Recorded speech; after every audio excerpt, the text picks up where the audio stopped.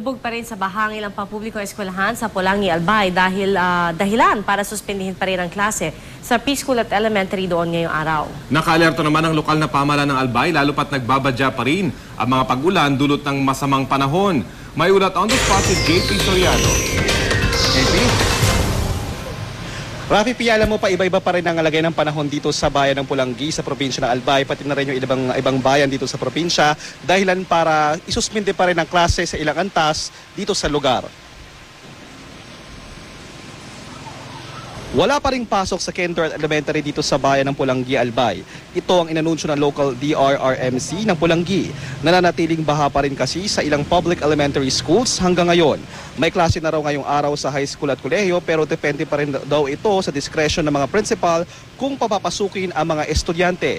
Maulap at tila nagbabadya pa rin umulan ng panahon dito kanina. Patuloy rin nakamonitor ang mga otoridad at mga residente sa water level ng ilog ng Pulangi. Pinangangambahan kasi nga muling tataas ito kapag umulan na naman maghapon. Nasa heightened alert pa rin ang bayan, Rafi Pia, at mahigpit pa rin ipinagbabawal ang pagtawid sa Pulangi River. Pinag-iingat din ang mga nakatira sa bulubunduking lugar. Sa bayan naman ng Libon sa Albay, may tubig baha pa rin sa ilang dadaanan. At dahil isa ang Libon at Pulangi sa pinakamadalas bahain sa Albay, kapag binabaha, puspusan na ang paggawa ng mga dike sa tabi ng ilog. Isinisisi Rafi Pia ng ilang residente ng bayan ang pagbabaha dahil sa mga silted o baradong ilog sa probinsya. At Rafi Pia, dahil nga yan ang sitwasyon dito sa bayan ng Pulangi at sa Libon dito sa probinsya ng Albay, ay nangangamba ang mga residente na kapag umulan na naman mamaya ay muli na naman nilang mararanasan ang pagragasa ng mga flash floods, at kaya umaasa sila na sana raw ay magawa ng lokal na pamahalaan, ng local government at ng national government ang pag-dredge at pag-aayos sa mga baradong ilog sa lalong madaling panahon. Samantala, wala namang inanunsyong mga suspension ng classes sa iba pang bayan dito sa probinsya ng Albay ngayong araw. At yan muna ang latest mula rito sa Pulangi, Albay. Rafi, Pia. JP, dun sa video pinakita mo kanina, may mga estudyante pa rin at mga guro na pumasok. Kahit hindi ba sila naabisuhan dyan sa may Pulangi?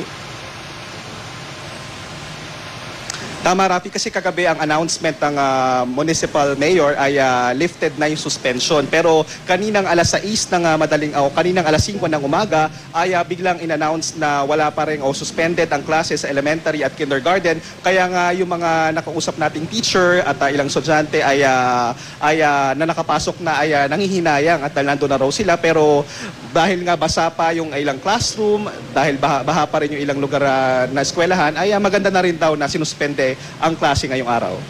JP, yung mga nasirang dike noong mga nakarang araw, inaayos na ba ngayon ito ng lokal na pamahalaan o kailangan ng tulong ng national government? Yung pag-aayos ng mga nasirang dike, yan ay ginagawa ng paraan ng local government. Ang ginagawa nila, gumagamit sila ng mga sandbags at unti-unting inaayos yung mga nasirang mga dike. Pero doon sa usapin ng pag-dredge o pag-aayos ng mga baradong ilog, ang sinasabi nila nga dapat daw gumawa nito ay ang DPWH dahil ito raw ay gawain ng national government. Taffy? Okay, maraming salamat at mag-ingat kayo dyan, JP Soriano.